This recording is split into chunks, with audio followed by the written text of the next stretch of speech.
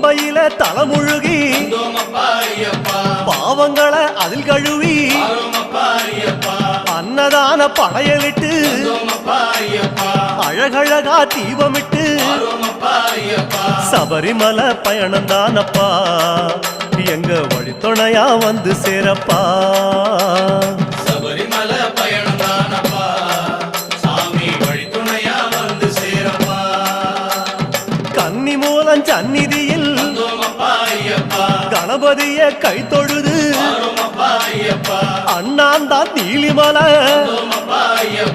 ஐயாவும் கைப்பிடிச்சு கந்தமலை ஜோதியானவா எங்க காவலாக வந்து சேரப்பா. கந்தமலை ஜோதியானவா எங்க காவலாக வந்து சேரப்பா. சந்நிதியில் கட்டுங்கட்டி சபரிமலை காடு தேடி